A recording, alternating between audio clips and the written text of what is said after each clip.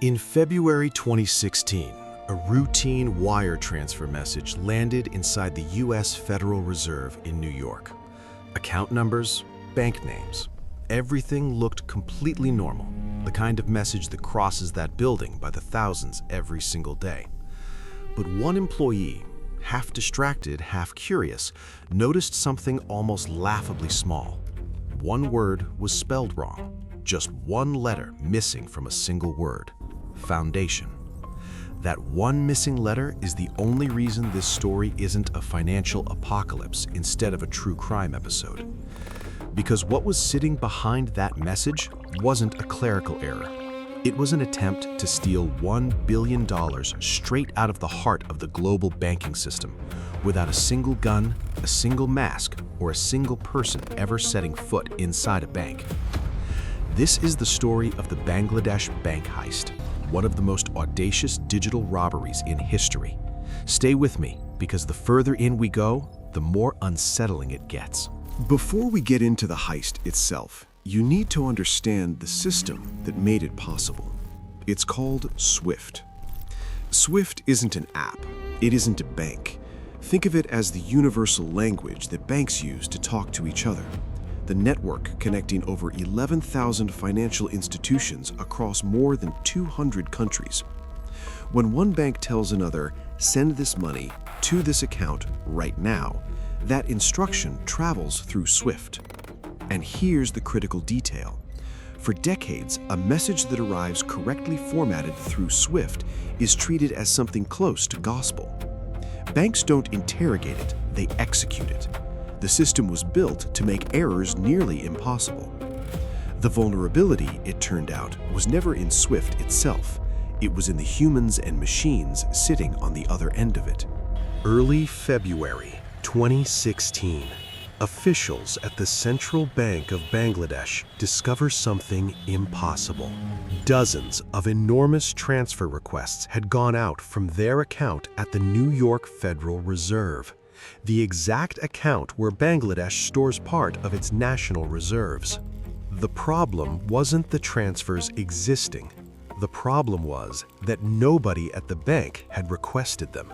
At first, staff assumed a system glitch, a duplicated entry, something explainable. But the deeper they looked, the worse it got.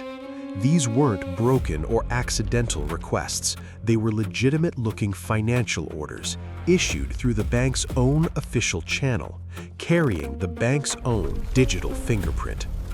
As the real numbers surfaced, the room went cold. Someone had tried to move $951 million out of a sovereign nation's reserves in a single operation. Whoever did this hadn't broken into the system from the outside. They had learned to speak its language from the inside.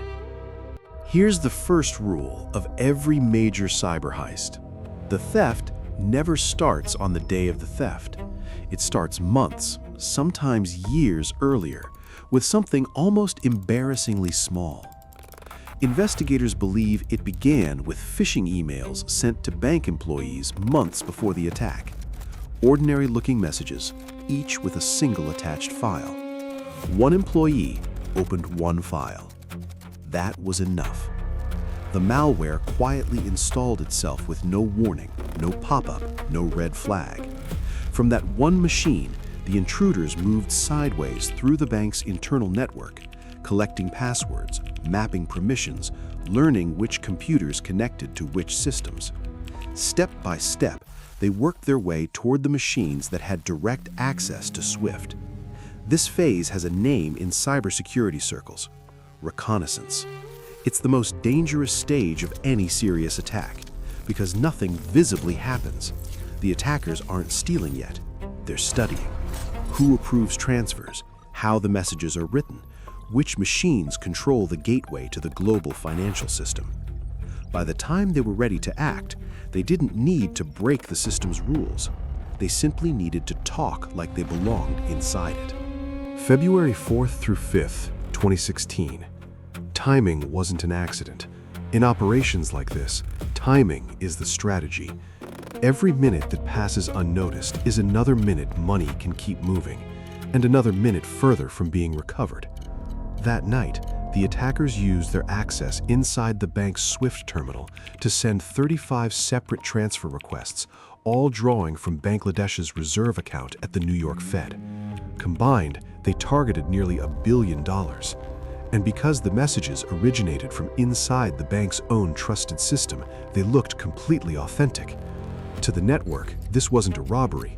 It was Bangladesh's central bank making a large, if unusual, transfer. Large transfers from sovereign reserves aren't shocking. Nobody blinks at a government moving real money. That trust is exactly what the attackers weaponized. The destinations weren't random either. Funds were split and scattered around accounts in the Philippines and Sri Lanka, a deliberate move. Money that splits and scatters immediately is far harder to trace than money sent to one place. By this point, the attackers had pulled off three things simultaneously. They knew exactly which terminal to use. They knew exactly how to format the messages so nothing looked out of place. They knew exactly when to push the largest volume through all at once. They never told the system, "We are thieves." They told it, "This is correct. Execute without question." And it listened. You'd think dozens of multi-million-dollar transfers firing off in one night would set off alarms instantly. It didn't. And the reason is almost more disturbing than the theft itself. The attackers had engineered three specific blind spots. First, malware planted inside the bank's systems hid the activity from view. While the money was actively moving through SWIFT, staff watching their screens saw nothing unusual. Second, that same malicious software was quietly deleting the financial records tied to each transfer as it went through, effectively erasing the evidence that the transactions had ever happened, almost in real time. Third, and perhaps the cleverest move of the entire operation, the bank had a physical printer in its transfer department, automatically printing a paper record of every SWIFT transaction as a manual backup check. The attackers had studied this too and disabled the printer completely. No alert, no printed record, no visible trace. On the surface, it was just another quiet, ordinary night at the bank, while hundreds of millions of dollars silently moved through the global financial system in the background. Here's where the story turns. For a while, everything was going exactly to plan. The messages looked clean. The transfers were moving. Then one single instruction, addressed to an organization in Sri Lanka called the Shalika Foundation, hit a routing bank along the way. A completely unremarkable name for a charity, nothing alarming about it at all. Except the word foundation had been typed with a letter missing. An employee at an intermediary bank caught it, just a tiny inconsistency in spelling, but enough to make them pause and ask Bangladesh Bank directly, "Why does this transfer look like this?" Bangladesh Bank's answer, "We never authorized this transfer at all." That single conversation triggered a freeze on that transaction and, by extension, slowed enough of the operation to limit the damage. Not the Federal Reserve, not some elite cybersecurity unit. One employee at one intermediary bank noticing one misspelled word. Had that typo not existed, there is a real chance the entire billion-dollar operation would have gone through clean. Because of that single flagged transfer, a chain reaction of scrutiny began, and the attackers ultimately walked away with roughly $81 million, not the full $951 million they'd attempted. Still, by any measure, one of the largest cyber heists in financial history. Around $20 million headed to Sri Lanka and was intercepted before it could disappear. The larger sum, about $81 million, landed in the Philippines, and from there, things got far harder to untangle. The money didn't sit in one account. It scattered across a network of accounts, some under real names, some under shell companies that existed only on paper, created purely to disguise where money was really going. A significant portion routed through Manila's casino industry. On the surface, a casino is just entertainment, buy chips, play, cash out. But that exact mechanism makes casinos a near-perfect tool for laundering money. Convert dirty funds into chips, play briefly or not at all, then cash back out as winnings. At the time, Philippine law didn't classify casino transactions with the anti-money laundering scrutiny applied to banks, a loophole the operation exploited almost perfectly. From there, the trail went cold. To this day, most of that $81 million has never been recovered. As investigators dug deeper, a pattern emerged.